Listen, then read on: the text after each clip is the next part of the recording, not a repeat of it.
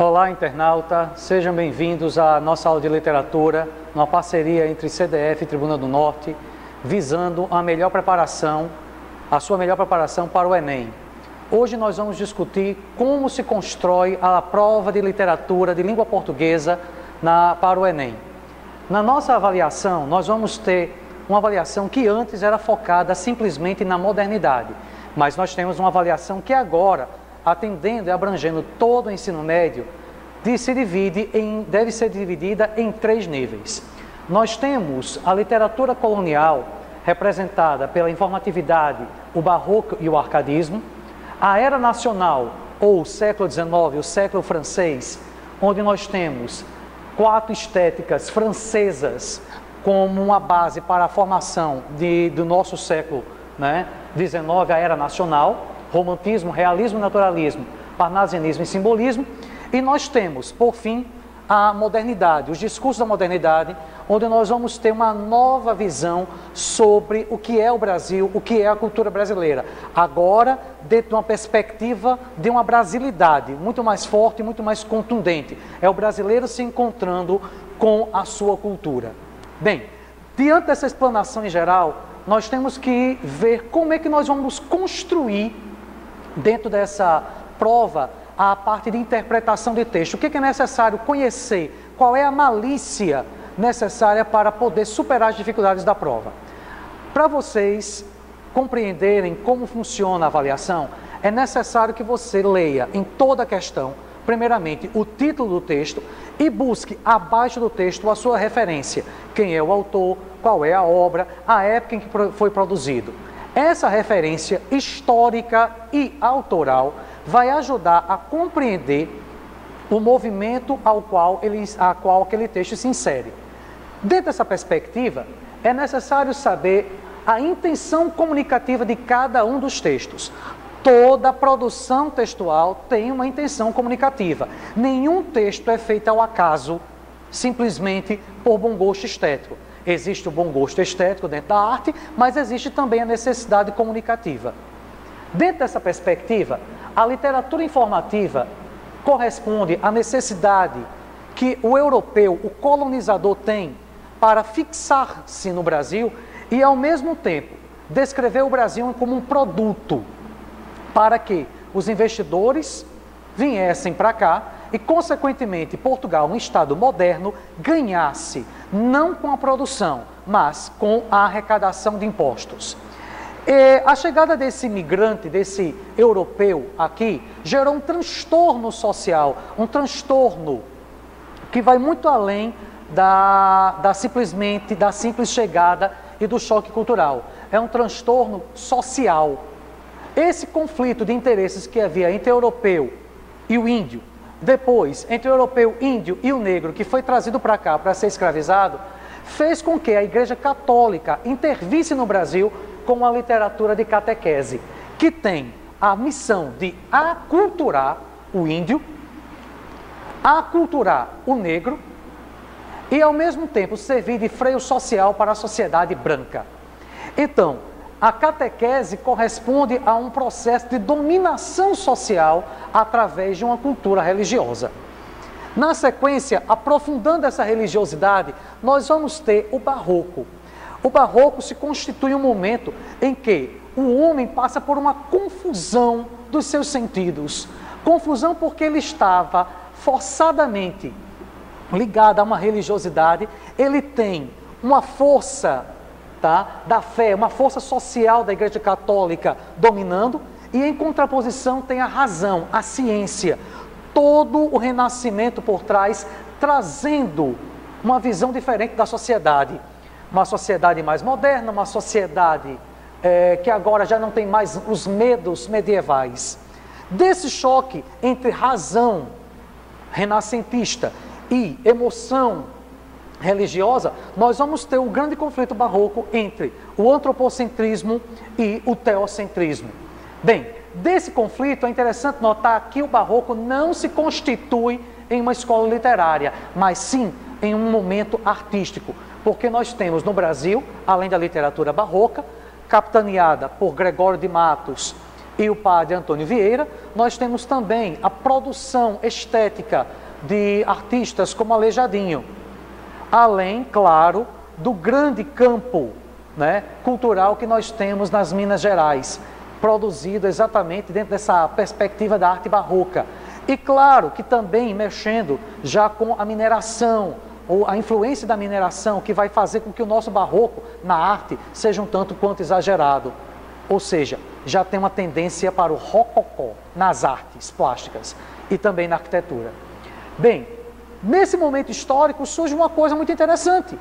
Surge a classe social burguesa, não apenas no mundo, mas no Brasil especificamente, a burguesia, nome muito importante para entender a arte.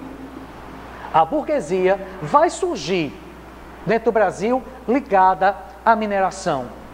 E a mineração está ligada também à arte árcade. Veja bem, arcadismo associa a mineração, associa a Inconfidência Mineira. A Inconfidência Mineira foi uma das revoluções burguesas acontecidas no período. Mas a nossa Revolução Burguesa foi a revolução que fracassou. Diferente da independência americana, da norte-americana, diferente da independência das Américas espanholas, diferente do que você encontra na Revolução Francesa. A nossa revolução fracassou porque nós não temos povo, nós não tínhamos povo, nós tínhamos população. Não havia participação popular na construção revolucionária. Era uma revolução eminentemente burguesa, uma revolução laboratorial. E, consequentemente, fracassou por não ter apelo popular. Bem, dentro dessa ótica surge uma classe que passa a produzir uma literatura, uma cultura de alienação. E é esse que você tem que se ligar. A burguesia se liga a uma cultura de alienação. E eles passam a ser produtores dessa cultura de alienação, que nesse momento dá errado, mas que no futuro próximo, bem pouco tempo depois, vai funcionar. Nós vamos ter a arte romântica, que corresponde à necessidade, já na era nacional, às necessidades da formação agora de um povo, mais do que um público. Nós temos que formar um povo, e esse povo vai ser doutrinado através de uma literatura que vai servir como freio social. Esse freio social, meu caro internauta, vai se dar exatamente pela manipulação de dados, pela manipulação de expectativas, pela criação de um bom gosto burguês, pela criação de uma rotina burguesa.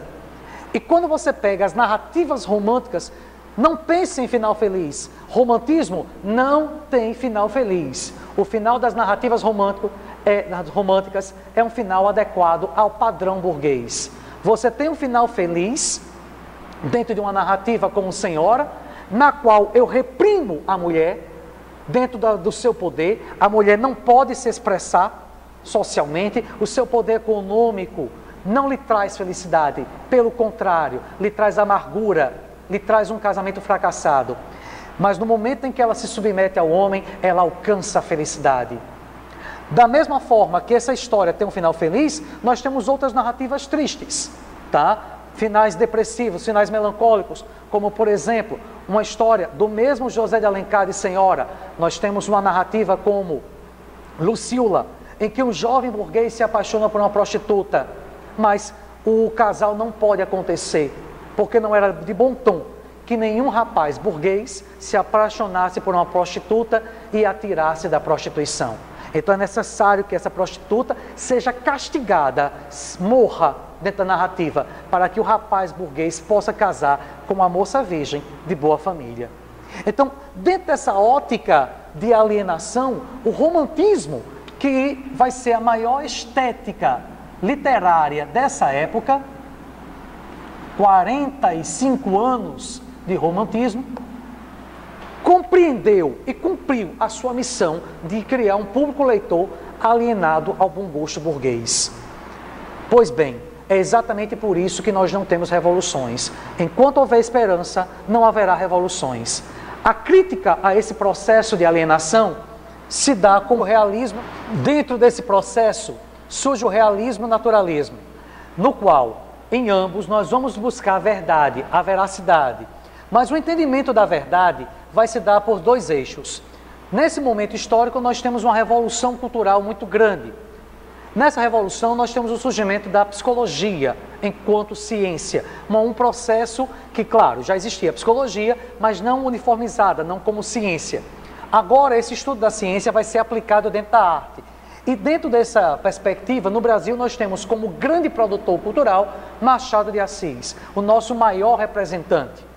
Essa representação histórica de Machado de Assis deve ser vista, e cultural, deve ser vista não apenas como um sucesso de um jovem que transgrediu toda a sociedade de sua época, conseguindo sair da pobreza e alcançar o sucesso através do autodidatismo.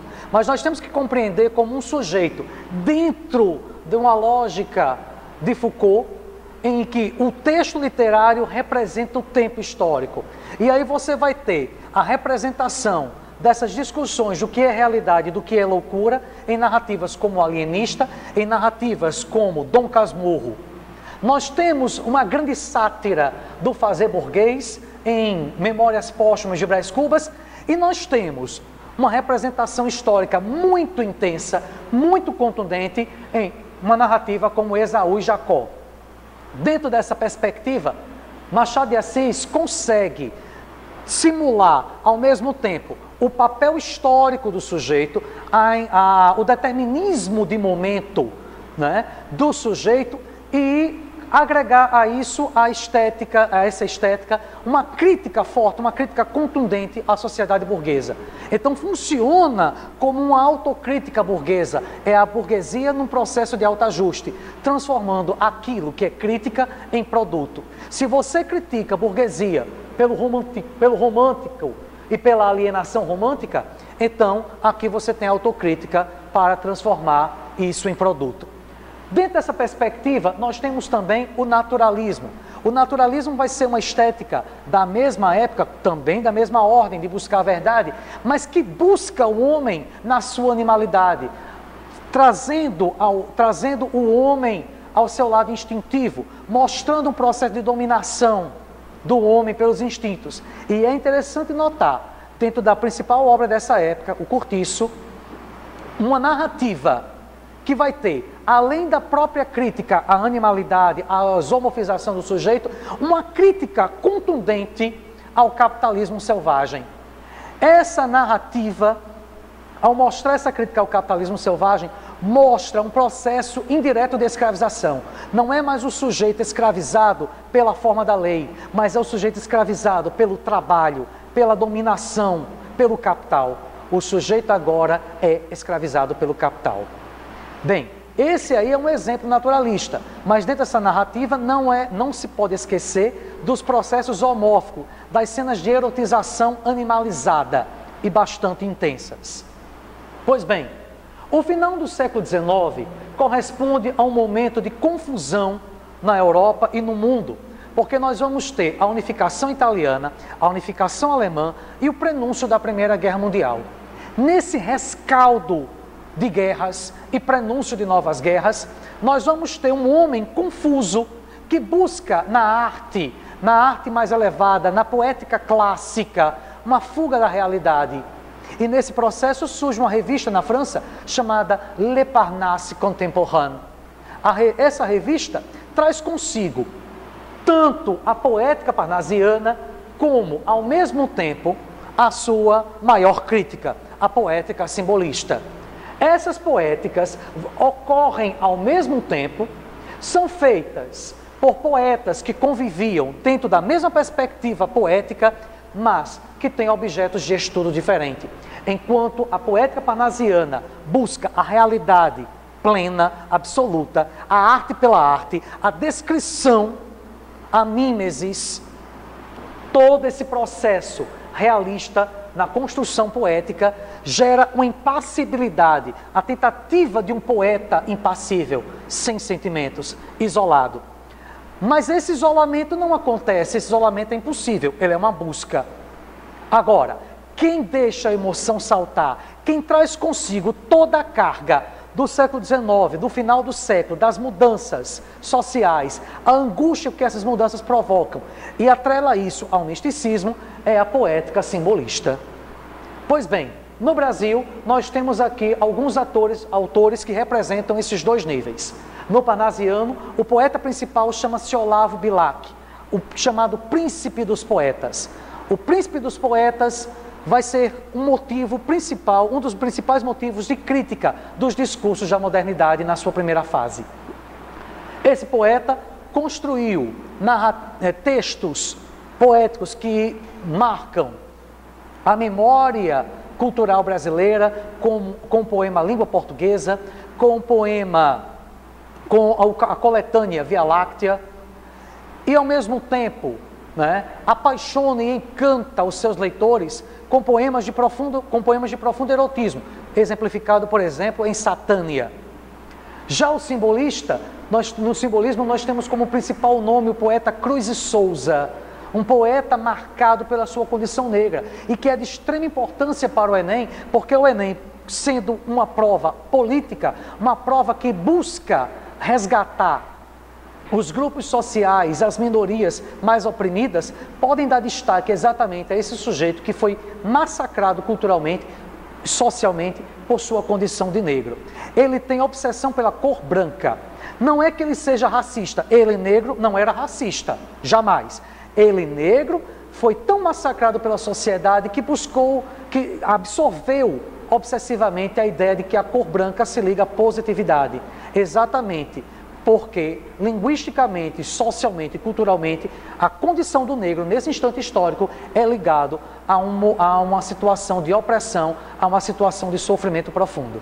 Então não é autonegação, mas a busca por um processo de afirmação íntima. Dentro dessa perspectiva, surgem então os discursos da modernidade. E nos discursos da modernidade nós já entramos no século XX. Nós vamos ter aí, a partir de 1902, o surgimento de um momento inicial do modernismo, chamado pré-modernismo, em que nós não temos uma definição do que é modernidade e do que é Brasil, do que é produção cultural. Dentro dessa indefinição, nós temos cada autor seguindo o seu próprio modelo textual, mas dividido em duas lógicas. Uma lógica conservadora, onde você encontra Euclides da Cunha na sua descrição da Guerra de Canudos, uma lógica conservadora em Monteiro Lobato, descrevendo o sertão brasileiro, a sociedade brasileira, sendo crítico e denunciando situações ligadas à decadência do café e o surgimento de uma nova sociedade. Uma sociedade que, inclusive, ele buscava que fosse industrializada e que tivesse como base dessa industrialização o petróleo. Dentro desse processo, é interessante notar também um outro autor, um autor que vai buscar, que vai retomar a tendência machadiana de reprodução, de descrição do momento histórico. Lima Barreto é esse nome. Ele traz consigo em narrativas como Triste Fim de Policarpo Quaresma a representação histórica e social do período da República das Espadas, o momento em que nós vamos ter Floriano Peixoto no poder. E essa narrativa, Triste Fim de Policarpo Quaresma, mostra exatamente a revolta da Armada, a confusão do período florianista e, consequentemente, a decepção do homem brasileiro, nacionalista de fato, com o nosso fazer nacionalista dentro da República. Bem, se nós temos essas representações num pré-modernismo, já na modernidade, nas suas três fases, primeira fase, né, que vai ser a fase revolucionária, com a Semana de Arte Moderna, depois a segunda fase, a geração de 30, e a terceira fase, contundente, pós-modernismo, tá? Nós vamos ter aí, primeiramente, uma definição de brasilidade, o que é ser brasileiro e o que é a cultura brasileira. Essa cultura brasileira deve ser marcada, dentro da modernidade, pelo processo revolucionário. Nós vamos ter uma revolução estética, linguística, social. A linguagem agora não é mais a linguagem culta, é a linguagem coloquial. O texto é feito pelo povo, para o povo. Agora nós temos autores como Oswald, Mário de Andrade, que buscam discutir em poemas como Descobrimento, de Mário de Andrade, ou o poema Brasil, de Oswald, uma definição do que é ser brasileiro. O brasileiro do norte e o brasileiro do sul, já denunciado por Euclides da Cunha no pré-moderno. Nós não temos uma unidade nacional, nós não temos a mesma vivência no sul do Brasil e no norte. Já Oswald, com o Brasil, define que o Brasil é um carnaval, um grande carnaval, mas esse carnaval que é Brasil é feito por brancos, o Zé Pereira, que veio da Caravela, é feito pelo índio, que já estava aqui, o Guarani da Mata Virgem, e o negro, Zonzo, saindo da fornalha, que vai representar exatamente a chegada do negro no Brasil. Pois bem, essa fase aí é uma fase de guerra, de conflito, com todas as estéticas anteriores, porque era necessário negar o passado, negar a imitação do século francês, para que se construísse um fazer nacional. A segunda fase moderna, a geração de 30, é a geração dos grandes romancistas. Claro, não podemos esquecer os poetas, como Vinícius de Moraes, né, que no futuro próximo vai ser um dos ícones na formação da bossa nova, na construção da musicalidade brasileira, a moderna, contundente, atual. Não podemos esquecer de Cecília Meirelles, mas o grande foco da segunda fase moderna vai ser exatamente os romances. E aí entra a obra mais cobrada dentro do Enem em todos os tempos, Vidas Secas. Uma obra que critica, dentro da perspectiva neorrealista, neo-regional, nessa nova tomada da realidade e do regionalismo, vai mostrar para a gente como era o governo Vargas, como é a situação no Nordeste, e mostrar, dentro de uma visão marxista, que o Nordeste ainda estava atrasado, que o Nordeste era vítima de um processo ainda feudal. Pois bem, partindo para a pós-modernidade, é interessante compreender e ter como norte dois autores, João Cabral de Melo Neto, na poética, com Morte e Vida Severina, uma nova discussão sobre o Nordeste, agora na poesia, o Alto de Natal pernambucano, onde você discute com esse homem a esperança, esse homem nordestino, a esperança de um fazer social diferente, a saída do migrante do sertão para a cidade. Mas esse migrante, internauta, é um migrante que chega passando por todo um caminho de morte. E você tem a vida no final dessa inversão entre morte e vida. Essa inversão mostra para a gente um renascimento no litoral, onde ele encontra não apenas um ambiente mais brando, mas a esperança de renascer no dia de Natal, do mesmo jeito que Cristo, naquela pobreza, naquela humildade do menino, que ganha como presente uma corda de caranguejo, surgir um novo homem, um homem com esperanças de mudar o seu quadro social, partindo de uma perspectiva, né, lírica, poética, que também, claro, traz algumas discussões sobre a viabilidade de vida e morte dentro da construção do Nordeste. Dentro dessa ideia de pós-modernidade, também é interessante notar um autor de prosa, mas uma prosa muito poética, muito forte e contundente, que vai ser o Guimarães Rosa. Guimarães Rosa traz uma nova perspectiva de sertão. Agora o sertão é o sertão mineiro, mas que é o próprio sertão do Brasil, é a construção de uma vida simples, de uma vida mística. Um homem sertanejo, mineiro e, na verdade, brasileiro, é extremamente místico, é extremamente sentimental, embrutecido em narrativas que você encontra em Sagarana, como, por exemplo, A Hora e a Vez de Augusto Matraga, mas é o homem que traz consigo discussões muito atuais e muito pertinentes, como, por exemplo, em Grande Sertão Veredas, o que é o amor? Nesses momentos em que se discute o que é o amor e o que é família, é interessante notar a luta íntima de Riobaldo, no seu amor, na sua briga interna, do amor que ele sente por Diadorim, o amor não vivido, o amor massacrado, o amor que ele pensava que era pelo seu igual, homo, mas que na verdade depois ele descobre que não era igual, era diferente. Era um amor que dentro da sua ética sertaneja, dentro da sua ética machista, era possível, mas que ele deixou de viver pelo seu preconceito. Dentro dessa perspectiva de amor e preconceito, é interessante notar como ele diz que o diabo mora dentro da gente.